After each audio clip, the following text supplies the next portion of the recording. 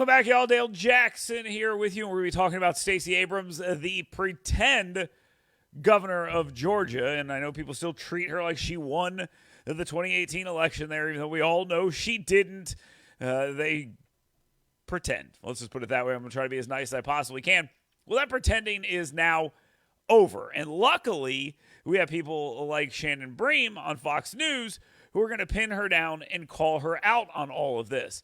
She's engaged in a conversation with Stacey Abrams, and she talks to her about two things going on in our society right now. One, election security, and two, abortion.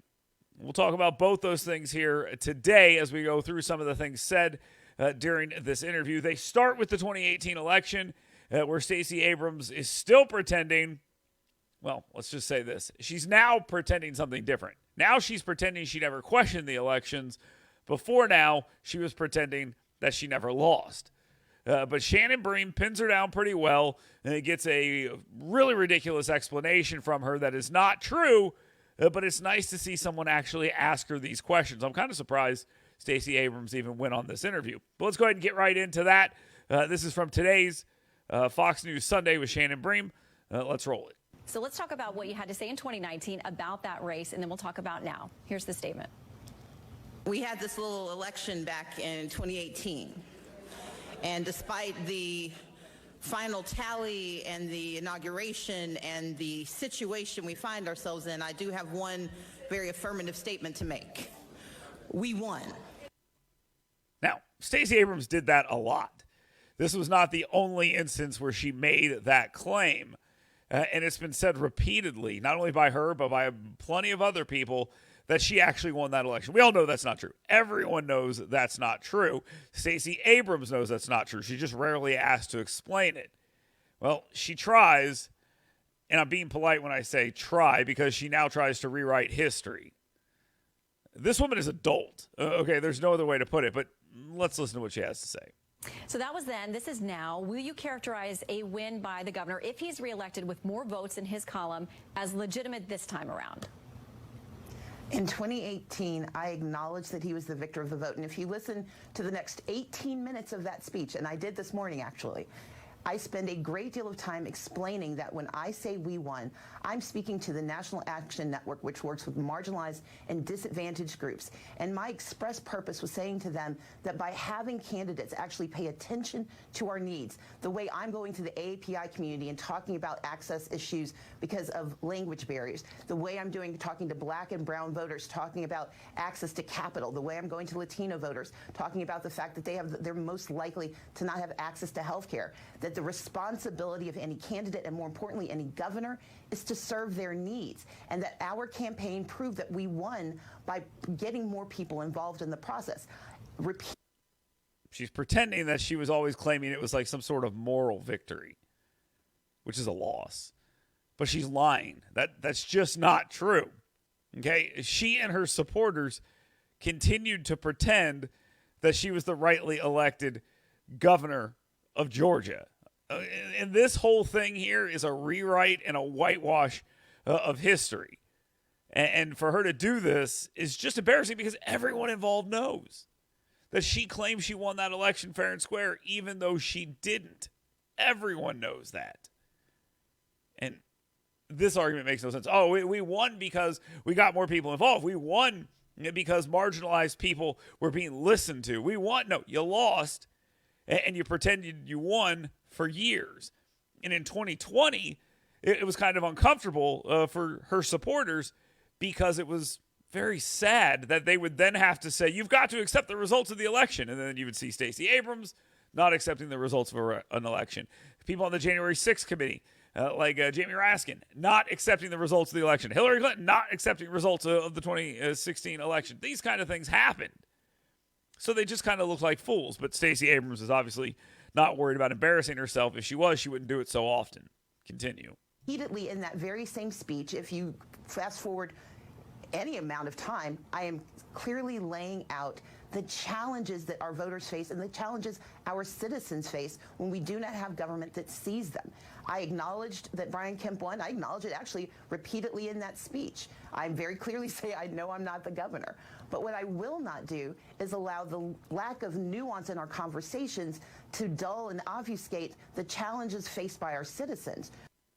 All right, let's pause here for just a second here. The challenges faced by our citizens, the lack of nuance on something.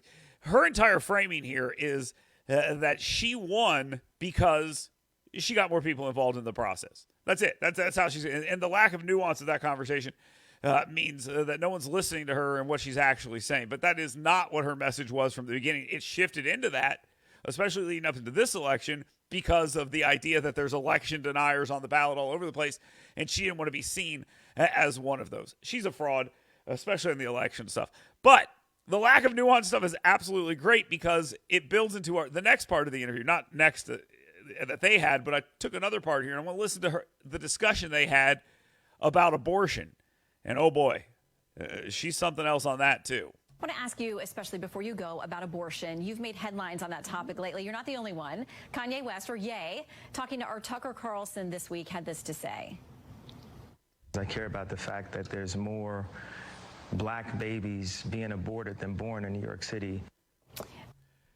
The fact that Shannon Bream referred to Kanye West as Ye is probably one of the best things about this entire interview, and it's great. But she asks him straight up, or he says, that there are too many African Americans being aborted, and that's a problem. This is a softball right down the middle of the plate. All Stacey Abrams has to say here is, absolutely, we have too many abortions in our society. It should still be legal and rare and all the other talking points that they throw out there. But the answer is obviously yes, we have too many abortions in our society, especially African Americans. Too many African American abortions. That's all she has to say. But she's such a dolt. I know I've said that before. She is such a robot that she is incapable of actually saying stuff like that. Instead, she has to go to her talking points, and the talking points are always the same. We need more access to abortion. We need more access to abortion. The question was based on Kanye West saying there are too many African American abortions. And Stacey Abrams can't even remotely put together a thought that actually takes that into account.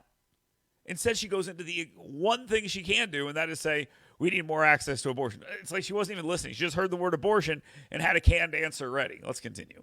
The most recently available data from New York City's Department of Health seems to support what he's saying there. But more broadly, according to the CDC, about 38% of abortions were obtained in the U.S. by black women.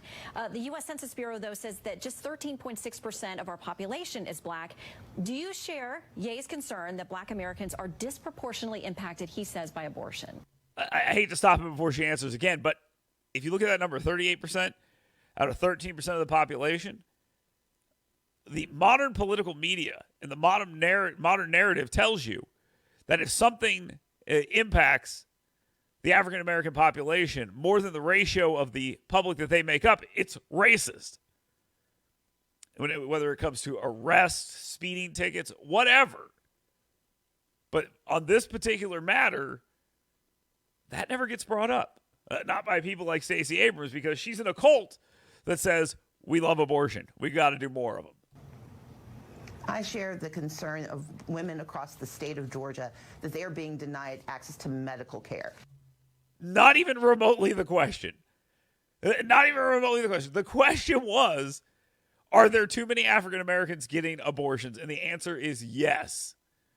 Whether you're saying raw numbers or disproportionately or whatever, the obvious answer is yes. And Stacey Abrams cannot get that out of her mouth because it's the same reason why when they ask candidates, do you support abortion at 8 months? They say, well, I support Roe v. Wade. They cannot get off their talking points because they know that they will upset the insane lunatics in their base that insist abortion is the greatest thing that's ever existed if they say anything negative about it. Are there too many African American abortions? Yes. Are there too many white abortions? Yes, there are too many abortions. Whether you're a pro-choice person like I am, who thinks it should be legal and rare, or you're an anti-abortion person, the answer is yes. You should always believe there are too many abortions. But Stacey Abrams has a talking point, and all she can do is deliver it after they pull her string. It's kind of pathetic. That in the state of Georgia, black women are most likely to die of maternal mortality issues because they're denied access to health care under this governor before they get pregnant. They are denied access to medical care during their pregnancy because of the medical shortage that we have in the state of Georgia, fomented by this governor. So more black women should have abortions to cut down on the stress on doctors? Is that it? No one ever asked that. Like, when they say these things, somebody should stop and say. So are you saying that more black women should have abortions in order to lessen the strain on the medical system? So we should encourage black women to have abortions. It's nuts. It sounds nuts when you break it down, the words. You break it down in the way they're actually saying it. That when they have this child, if they choose to carry a child to term, if they're even allowed the choice of what they want to do, that postpartum, they are denied access to health care afterwards. So have the abortion because they don't get good enough health care after the fact? Has nothing to do with this. These people have no answer to these questions. We know that in Brian Kemp's Georgia, a black woman faces a lethal choice, and that is to either have a crystal ball and know she's pregnant before she can actually know, or face forced pregnancy with very little support.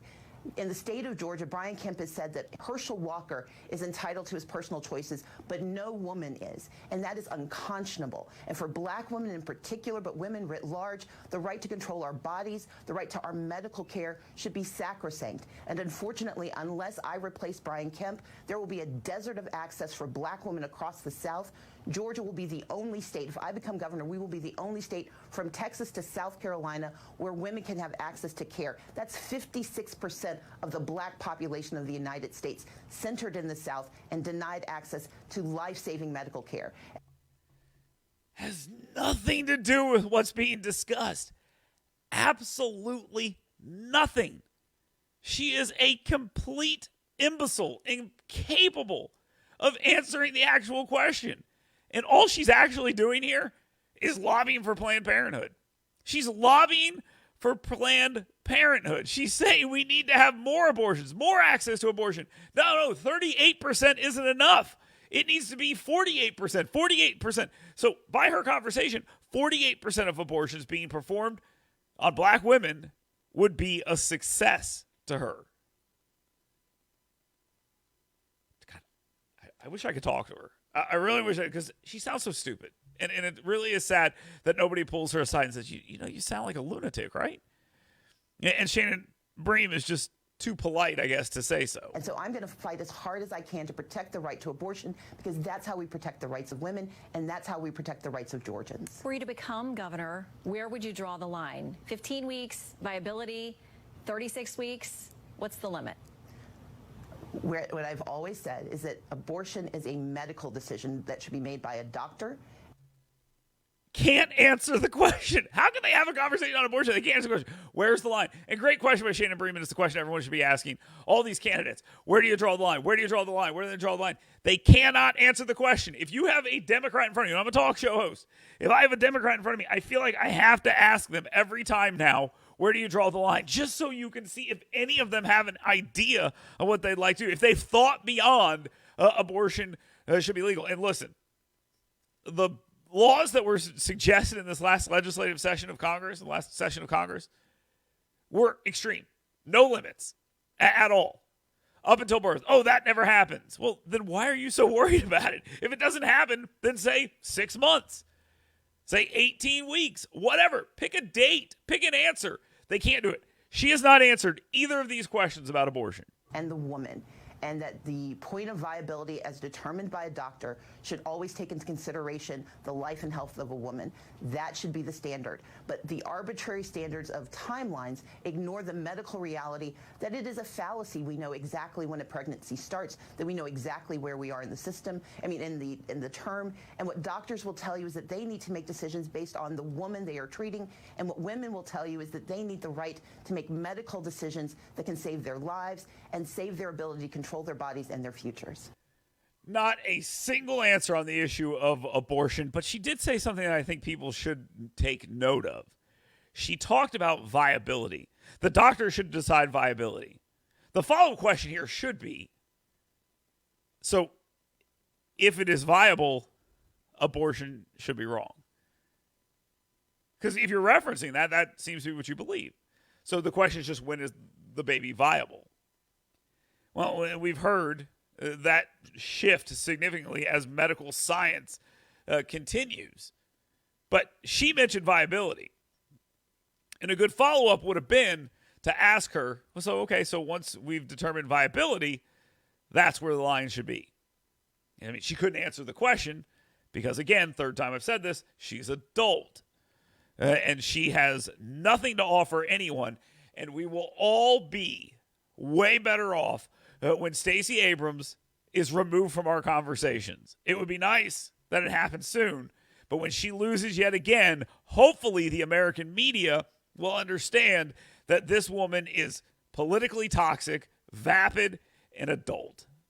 And they will hopefully move on to somebody else to trot out there, as opposed to this person who loses race after race after race, and they keep coming up with excuse after excuse after excuse as to why, and she never gets to where she needs to go. And that means to the point where she accepts she loses, and she goes away. I'm going to go away now.